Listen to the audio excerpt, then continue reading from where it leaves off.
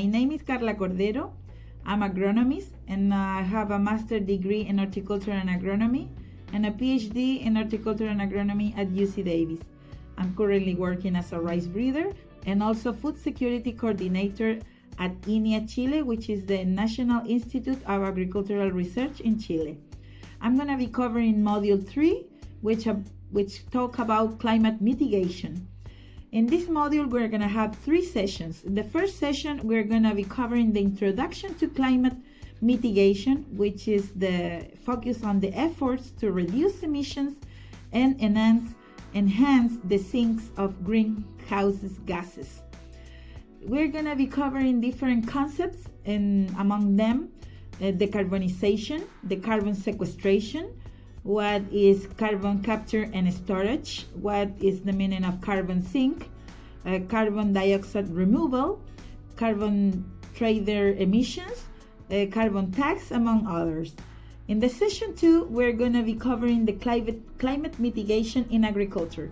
So we are going to know some different mitigation measures and approaches towards the climate change, both in general and also in specific, in different contexts across countries used in agriculture.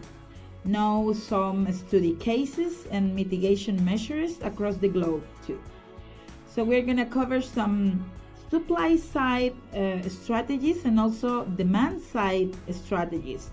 In the supply side, we're going to be covering, for example, the improving agricultural practices to mitigate the impacts of climate change, also reducing the emissions of different greenhouse gases.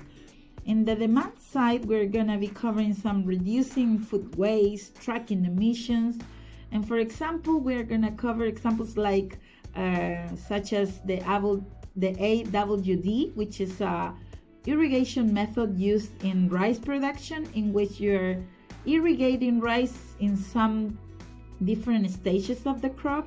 So eliminating the flooding condition are going to eliminate the emissions of methane to the atmosphere. So we're going to reduce the contamination through this practice.